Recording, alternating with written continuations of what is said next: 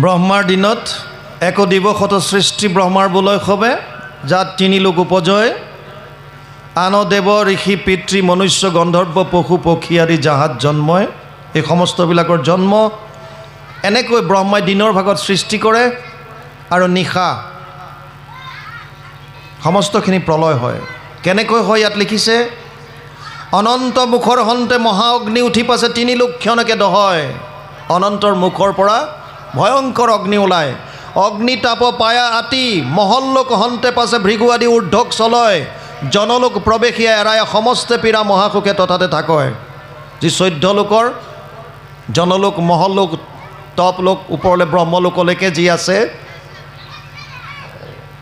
যলৈকে হয় ইন্দ্ৰলোকলৈকে যি স্বৰ্গ বুলি আমি কওঁ, এই ভৃগু আদি ঋষিসকল ওপৰৰ লোকলৈ গুচি যায়। কাৰণ ইমান প্ৰচণ্ড অগ্নি, ইমান তাপ তেওঁলোকে সহ্য কৰিব নোৱাৰে। সেইকাৰণে এখন লোকৰ পৰা ইখন লোকলৈ ওপৰলৈ উঠি যায়। আৰু বাকীবিলাক যিবিলাক আমাৰ দৰে এইবিলাক সমস্ত নাশ হয়। দুষ্ম হগনি যেবে পুৰিয়া ভৈলেক শান্ত তাত পাছে শতেক বৎসৰ বায়ু বহে নিৰন্তৰ ৰাতিশয় খৰতৰ মহাঘোৰ প্ৰলয় কালৰ। তাৰপিছত অগ্নি যেতিয়া শান্ত হৈ যায়, তাৰপিছত প্ৰচণ্ড বায়ু 100 বছৰ আকৌ পুনৰ বায়ু, তাৰপাছত শতেক বৎসৰ তেবে সম্বৰ্তক মেঘ গণে অবিচ্ছেদে জল বৰষ হয়। প্ৰথমতে জুই শান্ত হ'ল, তাৰপিছত প্ৰচণ্ড বায়ু, তাৰপাছত বৰষুণ ধাৰাসাৰ 100 বছৰ লগাতাৰ বৰষুণ, 100 বছৰ কণ্টিনিউ বৰষুণ, পায়া অসংখ্যাত জল বাঢ়য় শপত সিন্ধু তিনিও ভুৱন বুঢ়া হয়। স্বৰ্গমৰ্ত্য পাতাল চব শেষ। তাৰপাছত কি কৈছে, আন্দোল কহলোল ৰোল বৰ বৰ হুৱে ঢৌ ব্ৰহ্মাণ্ডক কৰে যেন তল। চন্দ্ৰ আদিত্যৰ কান্তি সমস্তে গুচয়াতি ব্যাপে আশী ঘোৰ অন্ধকাৰ। অনন্ত আসনে হৰি যোগ নিদ্ৰা চল কৰি সুতি ৰহা জগত আধাৰ। যিমান নক্ষত্ৰ গ্ৰহ নক্ষত্ৰ চব কোনো কাম নাইকিয়া হৈ যায়, সমস্ত অন্ধকাৰ। আৰু প্ৰভু ভগৱন্ত অনন্ত শয্যাত যোগনিদ্ৰাত মগ্ন হৈ থাকে। প্ৰলয়ৰ সময়ত প্ৰভু ভগৱন্ত একেশ্বৰে জপ তপ সত্যবাসী যত যত মহাৰিষি জয় জয় বুলি স্তুতি কৰে। সুতি থকা কৃপাময় তাৰা সবে উপাসয় কৰ জোৰে পৰম সাদৰে। সকলোৱে তেওঁক তপস্যা, জপ তপ সত্যবাসী যত যত মহাৰিষি যিমানবিলাক আছে ওপৰত সকলোৱে স্তুতি আৰম্ভ কৰে। কি বুলি, নমো নমো কৃষ্ণ স্বামী তজু দাস ভৈলো আমি কৰা কৃপা দুখী হেন জানি। ৰাতুল চৰণে দুই হৃদয়ে উদয় হওক মুখে ৰওক ৰাম কৃষ্ণ বাণী। হে প্ৰভু, তোমাৰ অৰুণ চৰণ দুই মোৰ হৃদয়ত উদয় হওক, হৃদয়ত যাতে তোমাৰ ৰূপ মই ধাৰণ কৰিব পাৰোঁ। ভাই মুখে বোলা ৰাম, হৃদয়ে ধৰা ৰূপ, এতেকে মুকুতি পাইবা কহিলোঁ স্বৰূপ। আমি হৃদয়লৈ নানো, মুখেৰে মাত্ৰ গাই থাকোঁ, আমি মনটো নলগাওঁ। ঈশ্বৰক পাব পৰা উপায় আটাইতকৈ সহজ দিছে কি, যে প্ৰভু ভগৱন্তৰ হৃদয়ত আছে। হৃদয়ত থকা বস্তুটো আপুনি আপোনাৰ কোনটো ইন্দ্ৰিয়ৰ দ্বাৰা পাব? আপুনি হৃদয় চুবলৈ হাতেৰে নোৱাৰে, আপুনি মুখেৰে নোৱাৰে, ভৰিয়ে নোৱাৰে, কিহেৰে যাব? মন। সেইকাৰণে বাৰে বাৰে কৈছে মনটো মোক দিয়া।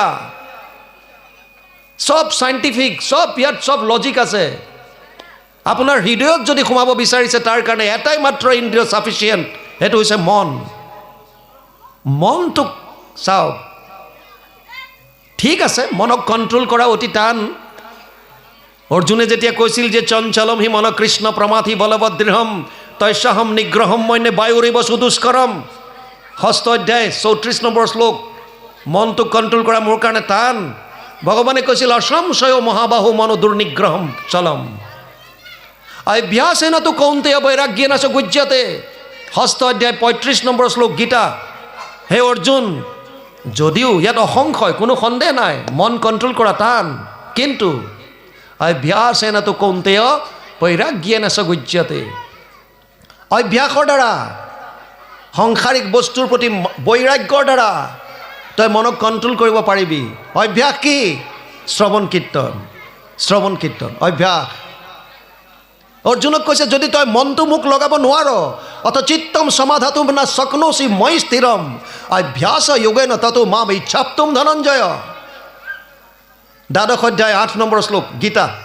হে অৰ্জুন, তই যদি মনটো মোক লগাব পৰা নাই, তেতিয়াহ'লে অভ্যাস যোগৰ দ্বাৰা মোক পাবলৈ ইচ্ছা কৰ। ইচ্ছাটো কৰক। আপুনি ঈশ্বৰৰ আৰাধনা কৰিব নাজানে, ইচ্ছাটো কৰক। ভকতৰ সংগ পোৱা নাই, ইচ্ছা কৰক। প্ৰভু ভগৱন্তৰ দৰ্শন পোৱা নাই, ইচ্ছা কৰক। আমাৰ ইচ্ছাবিলাক সংসাৰমুখী। মোক ধন লাগে, টকা লাগে, পইচা লাগে, অমুক লাগে, বচুক লাগে। ঈশ্বৰক পাবলৈ ইচ্ছা কৰক, ভগৱন্তক পাবলৈ ইচ্ছা কৰক। কুৰুক্ষেত্ৰৰ যুদ্ধৰ প্ৰাক মুহূৰ্তত দুৰ্যোধনো গৈছে সহায় বিচাৰি, অৰ্জুনো গৈছে। ভগৱানে কৈছে অৰ্জুনক, আৰে সখা, এফালে মোৰ এক অক্ষৌহিণী সেনা থাকিব 2,18,700, আৰু এফালে মই অকলে নিৰস্ত্ৰ। মই অস্ত্ৰ নলওঁ, প্ৰয়োজন হ'লে মই তোমাৰ ৰথত বহিম। কি লাগে তোমাক? অৰ্জুনে কৈছে, প্ৰভু কিয় পৰীক্ষা কৰি চাইছা? মোক তোমাৰ পৰা একো নালাগে, তোমাৰ একো বস্তু মোক নালাগে। তেতিয়া কি লাগে তোমাক? মোকতো তোমাক লাগে। অৰ্জুনে কৈছে, মোক তোমাক লাগে, তোমাৰ নালাগে একো। আমিবিলাকে ভগৱানৰ পৰা বিচাৰোঁ, মোক এইটো তোমাৰ, এইটো কৰি দিয়া, এইটো কৰি দিয়া, এইটো কৰি দিয়া, অমুক ভচুক ভচুক। ভগৱানক বিচাৰক, হে ভগৱান মোক তোমাক লাগে, বছ আন একো নালাগে। যি দুখ দিছা, সুখ দিছা, চব মোৰ ভাগ্যৰ বলত, মোৰ কৰ্মফল। অনিষ্টম ইষ্টম মিশ্ৰম ত্ৰিবিধা কৰ্মনা ফলম। অষ্টাদশ অধ্যায় 12 নম্বৰ শ্লোক গীতা। 3টা কৰ্মফল আমি ভোগ কৰি আছোঁ, ভাল বেয়া মিশ্ৰিত। পুণ্য হ'ব পাৰে, পাপ হ'ব পাৰে, মিশ্ৰিত হ'ব পাৰে। পুণ্য হ'লে স্বৰ্গলোক। স্বৰ্গলোকত কেতিয়ালৈকে থাকিব? তে ত্বম ভুক্ত্বা স্বৰ্গলোক বিশালম ক্ষীণে পুণ্যে মৃত্যুলোকম বিশন্তি। 9ম অধ্যায় 21 নম্বৰ শ্লোক গীতা। তেতিয়ালৈকে থাকিব পাৰিব যেতিয়ালৈকে তাত তোমাৰ পুণ্য থাকে। পুণ্য ক্ষয় ভৰিলে পুনো নৰকে পৰয়। আহিব লাগিব আকৌ। সেইকাৰণে ইয়াত কৈছে, নমো নমো কৃষ্ণ স্বামী তজুদাস ভৈলো আমি, কৰা কৃপা দুখী হেন জানি, ৰাতুল চৰণ দুই হৃদয়ে উদয় হওক, মুখে ৰক ৰাম কৃষ্ণ বাণী। হে প্ৰভু, তোমাৰ 2 চৰণ হৃদয়ত উদয় হওক, আৰু মুখে যাতে তোমাৰ ৰাম কৃষ্ণ নাম থাকে। এইকণ কৃপা কৰা। ভাৰতে মনুষ্য কাই লোভিয়া বঞ্চিত ভৈলো, তোমাৰ ভক্তিত মই পাপ। হে বন্ধু যদুৰাই, আকস্মৰি ধাতু যায়, মনে সদা নখন্দয় তাপ। ভাৰতত মানুহৰ জন্ম পোৱা অতি দুৰ্লভ। 4টা বস্তু দুৰ্লভ। ভাৰত বৰিষ ধন্য কলি যুগ, ধন্য ধন্য নৰতনু। সব দুৰ্লভ। দুৰ্লভম ত্ৰায়মে বাতত দেৱানুগ্ৰহ কাৰকম, মনুষ্যত্ব মুমুক্ষত্ব মহাপুৰুষ সংশ্ৰয়া। 84 লাখ জুনি ভ্ৰমণ কৰাৰ পাছত এইটো শৰীৰ পাইছোঁ। 20 লাখ সব স্থাৱৰ জানো, 9 লাখ জলচৰ সব মানো, 11 লাখ কুर्म कवि गावे, पक्षीगण 10 लाख बतावे, 30 लाख पशु जानो हो भाई, 4 लाख बंदर दुखदाई। जब ये 84 लाख कट जावे, तब कहूँ मानुष तन पावे। 20 लाख गस गसनी प्रजाति, आमी गस गसनी হৈও আছিলোঁ। 9 लाख জলচৰ প্ৰাণী, 11 লাখ কাছৰ দৰে বগাই যোৱা সৰীসৃপ, 10 লাখ চৰাই চিৰিকটি প্ৰজাতি, 30 লাখ বিভিন্ন পশু, 4 লাখ বান্দৰৰ প্ৰজাতি। 84 লাখ জুনি ভ্ৰমণ কৰাৰ পাছত বহু কষ্টৰ মূৰত এইটো শৰীৰ পাইছোঁ। আৰু এইটো শৰীৰ ইমান দুৰ্লভ পোৱাৰ পাছত ইয়াৰ যদি সৎ ব্যৱহাৰ নাজানো, তেতিয়াহ'লে বৃথায়ে যাব। বৃথায়ে জনম গৈলা ভৈলা সৰ্বনাশ, জীৱন্ততে মৰা সেইটো ভাতিৰ নিশ্বাস। সেইকাৰণে চেষ্টা কৰিব লাগিব কি? কেৱল আৰু কেৱল কৃষ্ণত শৰণ লওক, মুখে ৰাম কৃষ্ণ নাম লওক, যিমান পাৰে লওক। মোবাইলত এলাৰ্ম দি থওক, মোবাইল চব হাতে হাতে আছে। আধা ঘণ্টা 1 ঘণ্টাৰ মূৰত এলাৰ্ম বাজিব, ক'ব যে ভগৱান মোৰ বছ ভগৱান লগত আছে, কৃষ্ণ কৃষ্ণ, ভগৱান মোৰ লগত। ভয় সংশয় নাইকিয়া হৈ যাব। যিকোনো সৎকৰ্মৰ কাৰণে আপুনি প্ৰাণ খুলি কৰিবলৈ আপোনাৰ ভিতৰত শক্তি জাগ্ৰত হ'ব। ভগৱান হৃদয়ত আছে। কিহৰ ভয়? কালে ভয়? কি ভয়? ভাৰতে মনুষ্য কাই লোভিয়া বঞ্চিত ভৈলো, তোমাৰ ভক্তিত মই পাপ। হে প্ৰভু, ভাৰতত জন্ম লৈ মই তোমাৰ ভক্তি কৰিব নোৱাৰিলোঁ। 84 লাখ জনীৰ ভিতৰত কেৱল মনুষ্য তনুত সাধনৰ জুনি বুলি কৈছে, সাধন। বাকী চব ভোগৰ জুনি, যিটো প্ৰাৰব্ধ লৈ আহে ভোগ কৰা, বছ গুচি যোৱা। মানুহৰ জুনিত ঈশ্বৰ ভক্তি কৰিব পাৰিব পাৰে, কিন্তু এই মনুষ্য কাই পোৱাৰ পাছতো ইয়াক কেনেকৈ ব্যৱহাৰ কৰিব লাগে আমি নিশিকিলোঁ। বজাৰৰ পৰা সাধাৰণ এটা মোবাইল আনিলে, লেপটপ আনিলে, মাইক্ৰৱেভ আনিলে, আপোনালোকক এখন লিফলেট দিয়ে পঢ়িবলৈ। সাধাৰণ বস্তু এটা আনিলে তাক কেনেকৈ ব্যৱহাৰ কৰিব লাগে পঢ়ি চাব লাগে, হাউ টু ইউজ। আপুনি সাধাৰণ বস্তু এটা ব্যৱহাৰ কৰাৰ আগত 10 বাৰ পঢ়ি চায় কেনেকৈ ব্যৱহাৰ কৰিম। তেনে ক্ষেত্ৰত ইমান দুৰ্লভ মানুহৰ দেহা পায়, ইয়াক কেনেকৈ ব্যৱহাৰ কৰিম আজিলৈকে চোৱা নাই, চিন্তা কৰি। ইয়াৰ কাৰণে মেনুৱেল আছে। কি মেনুৱেল? শাস্ত্ৰৰ উত্তম গীতা ভাগৱত। শাস্ত্ৰৰ উত্তম গীতা ভাগৱত পঢ়ক, গীতা ভাগৱত পঢ়ক, ভকতৰ সংগত যাওক, প্ৰভু ভগৱন্তই কৃপা কৰিব। এ ৰাম ক্ৰাম ক্ৰোধ লোভ মোহ ই সবে বেৰিয়া খাই কালে নিতে নিতে হৰে আয়ো লভিয়া মনুষ্য গাত্ৰ কিশোৰ ন ভৈল পাত্ৰ গৈল প্ৰায় ইটো প্ৰাণ বন্ধু এইভো কৃপাময় মোক হেন কৃপা কৰিও ক যেহেন সদায় স্মৰো নাম যত সভা সদস্যই পৰিহৰিলা জভয় ডাকচাৰি বোলা ৰাম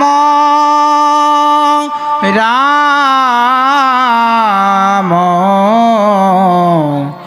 কৃষ্ণ হৰি ৰাম ৰাম ৰাম। কৃষ্ণ কাম ক্ৰোধ লোভ মোহ ইসবে বেঢ়িয়া খায় কালে নিতে নিতে হৰে আয়ু লোভিয়া মনুষ্য গাত্ৰ কিশোৰ নভৈল পাত্ৰ গৈল প্ৰায় ইটো প্ৰাণ বন্ধু। কাম ক্ৰোধ লোভ মোহ এইবিলাকে বেঢ়ি বেঢ়ি খাইছে। কাম ক্ৰোধ লোভ মোহ। কাম, কামটোৱে তৃষ্ণা বুজায়। ধ্যায়াতু বিষয়ান পুংস সংগস্তে উপজায়তে সংগত সঞ্জায়তে কাম কামত ক্ৰোধ উপজায়তে ক্ৰোধাৎ ভবতি সম্মোহ সম্মোহত স্মৃতি বিভ্ৰম স্মৃতি ভ্ৰংসাৎ বুদ্ধিনাশো বুদ্ধিনাশাৎ প্ৰণশ্যতি। দ্বিতীয় অধ্যায় 62-63 শ্লোক। যিটো বিষয় ধ্যান কৰি থাকে বাৰে বাৰে পাবলৈ, বাৰে বাৰে পাবলৈ, সেইটোৰ প্ৰতি আসক্ত আহি যায়, আসক্তি হৈ যায়, এৰাব নোৱাৰা। আৰু যেতিয়া আসক্তি হৈ যায় সেই বস্তুটো পাব বিচাৰে, কামনা জাগ্ৰত হয়।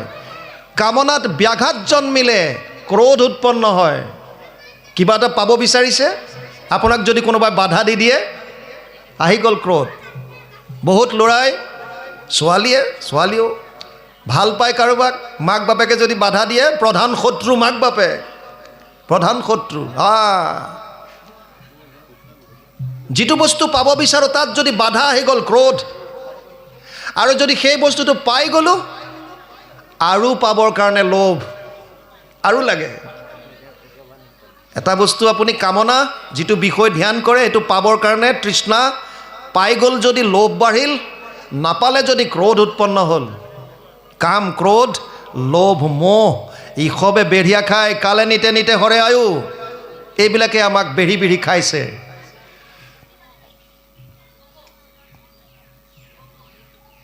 বৃন্দাবনত এজন ব্ৰাহ্মণ আছিল। ই বহুদিন কাশীত গৈ পেলাই অধ্যয়ন কৰিলে, বেদ অধ্যয়ন।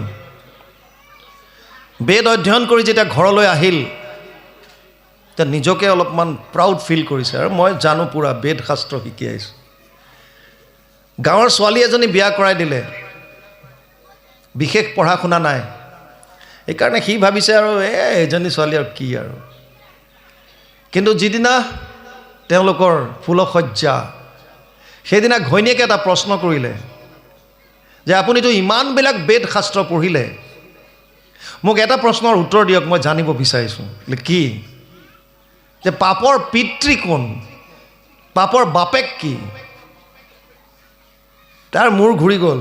এইটোতো মই ক'তো পোৱা নাই। ইমান অধ্যয়ন কৰিলোঁ মই বেদ শাস্ত্ৰ, ক'তো পোৱা নাই যে পাপৰ বাপেক কোন। সি ক'লে নাই আৰু মই তোমাৰ লগত নাথাকোঁ, ৰাতিপুৱাই আকৌ যাম, মই আকৌ কাশীলৈ যাম, আকৌ অধ্যয়ন কৰিম। ৰাতিপুৱাই আৰু ঘৈণীয়েকক বাদ দি আকৌ বেগ লৈ পেলাই গ'লেই। কাশীত যিখন আশ্ৰমত অধ্যয়ন কৰিছিল তাৰ ওচৰতে এটা বেশ্যাৰ কুটিৰ আছিল। বেশ্যাৰ ঘৰটোৰ আগেদি যাওঁতে বেশ্যাই দেখি থাকে তাক, আগতো আহিছিলে। যেতিয়া আহিছে ঘৰলৈ, বেশ্যাগৰাকীয়ে দেখিছে। নঙলা মুখলৈ আহি তাক ক'লে, বিপ্ৰবৰ আকৌ আহিলা যে? মই তোমাৰ সৈতে কথা নাপাতো, তুমি বেশ্যা মোৰ ওচৰত নাহিবা। আৰে বেশ্যাটো বেশ্যা, কথাটো কৈ গ'লেনো কি ক্ষতিটো হ'ব? তুমি মুখেৰে কৈহে যাবা কিয় আহিলা? বোলে প্ৰশ্নৰ উত্তৰ এটা বিচাৰি আহিছোঁ। প্ৰশ্নটো কি? বোলে তুমি জানি কি কৰিবা? তুমি এজনী বেশ্যা হয়, মইতো মোৰ গুৰুজীক সুধিম। কোনে কৰিছে প্ৰশ্নটো? বোলে মোৰ পত্নীয়ে। মাইকী মানুহৰ কথা কিজনী মই জানোৱেই। মাইকী মানুহে কৰা প্ৰশ্ন কিজনী প্ৰশ্নটোৰ উত্তৰ ময়ে দিব পাৰোঁ। তুমি মোক কৈ চোৱা এবাৰ প্ৰশ্নটোৰ উত্তৰটো মোক এবাৰ প্ৰশ্নটো কোৱা। তেতিয়া ক'লে, বোলে মোৰ মানুহজনীয়ে সুধিছে যে পাপৰ পিতৃ কোন, পাপৰ বাপেক কোন? বেশ্যাই ক'লে, এইটো উত্তৰটো মই জানো, এইটো উত্তৰ মই দিব পাৰিম। বোলে কোৱা তেতিয়াহ'লে। বোলে এনেকৈ কেনেকৈ ক'ম? ইমান সহজতে মই প্ৰশ্ন উত্তৰ দিব নোৱাৰোঁ। আপুনিতো এনেই আমাৰ গৃহত নাহে, আহক আপুনি, আপোনাৰ আতিথ্য মই চৰণ ধুৱাম, আপোনাক বিপ্ৰ হিচাপে সন্মান কৰিম। আমাক এইকণ সুবিধা দিয়ক, আমাৰো গ্ৰহ, ইমান আমি পাপ কৰি আছোঁ, অকণমান হ'লেওতো পুণ্য হ'ব আপোনাৰ চৰণ কমল আমাৰ ঘৰত আহিলে, পদধূলা পালে। বিপ্ৰই ভাবিলে ঠিক আছে।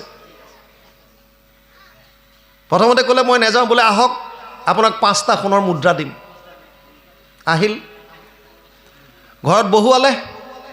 বহুৱাই মেলাৰ পিছত কৈছে, কোৱা উত্তৰটো কি? বোলে উত্তৰ দিম, আপুনি আহিলে যেতিয়া অকণমান, ৰাতিটো আজি ইয়াতে থাকক, কাইলৈ আপোনাক উত্তৰ দিম। বোলে না, তোমাৰ ঘৰত, বেশ্যাৰ গৃহত ৰাতি? অসম্ভৱ, নাথাকোঁ মই।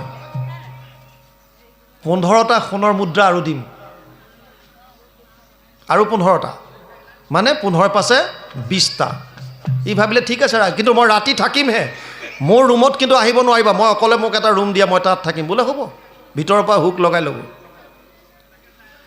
অলপ পাছত আহি ক'লে, বিপ্ৰবৰ ৰাতিটো থাকিব যেতিয়া, কিবা মুঠিটো আপুনি আহাৰ লওক। বোলে তোমাৰ হাতে, বেশ্যাৰ হাতৰ খানা মই ভোজন কৰিম? অসম্ভৱ, অসম্ভৱ। বোলে আৰু 30টা সোণৰ মুদ্ৰা দিম, 20 30 50টা। ঠিক আছে, তুমি বাৰু খুৱাব বিচাৰিছা যেতিয়া মই খাম। ভোজন বনাই আনিলে, দুৱাৰত টোকৰ মাৰিলে। বুঢ়াই একদম ভিতৰৰ পৰা বিপ্ৰই মাৰি থৈছে হুক, খুলিলে। আহাৰ আনি পেলাই ক'লে, বিপ্ৰ মই তোমাক 50টা দিলোঁ এতিয়ালৈকে, আৰু 15টা মুদ্ৰা দিম, মই এগঢ়া মাত্ৰ খুৱাই দিম বেশ্যাৰ হাতেৰে। বিপ্ৰই ক'লে, অসম্ভৱ, মই প্ৰাণ গ'লেও তোমাৰ হাতেৰে মই নাখাওঁ। বোলে মই দিম তোমাক 50 আৰু 15 65টা সোণৰ মুদ্ৰা, আৰু লগতে উত্তৰটো পাবা, চিন্তা কৰি চোৱা। ই মনে মনে ভাবিলে, হয়তো কথাটো হয়। তাৰপাছত যেতিয়াই মুখখন মেলিলে আহাৰ এনেকৈ নি খুৱাবলৈ, এটা প্ৰচণ্ড থাপৰ এটা মাৰিছে বিপ্ৰজনৰ গালত। বেশ্যাগৰাকীয়ে একটা চৰ মাৰিছে। চৰ মৰাৰ লগে লগে সি হতবাক, কি হ'ল? বোলে এইটোৱে তোমাৰ প্ৰশ্নৰ উত্তৰ। বোলে প্ৰশ্নৰ উত্তৰটো এটা চৰ? বোলে চৰ নহয়, তুমি এজন বিপ্ৰ, মোক কৈছিলা মোৰ ঘৰলৈ নাহোঁ, মই তোমাক 5টা সোণৰ মুদ্ৰা দিম বুলি কওঁতে তুমি আহিলা। তুমি ক'লা মোৰ ঘৰত নাথাকোঁ, মই 15টা সোণৰ মুদ্ৰা দিম বুলি ক'লে তুমি থকা হ'লা। তুমি ক'লে নাখাওঁ, মই তোমাক 30টা সোণৰ মুদ্ৰা দিম বুলি ক'লে তুমি খোৱা হ'লা। তুমি ক'লা মোৰ হাতে নাখাওঁ, মই তোমাক আৰু 15টা সোণৰ মুদ্ৰা দিম বুলি কওঁতে তুমি মোৰ হাতে খোৱা হ'লা। অৰ্থাৎ লোভ, পাপৰ পিতৃ হৈছে লোভ। আৰু এই লোভৰ কাৰণেই আমি যিমান পাপ কৰি আছোঁ, যিমান পাপ আমাৰ এই লোভৰ কাৰণে হৈছে। সেইকাৰণে যিটো পোৱা তাতে হৈ বা সন্তোষিত মন, এতেক প্ৰকাৰে তুষ্ট সন্ত নাৰায়ণ।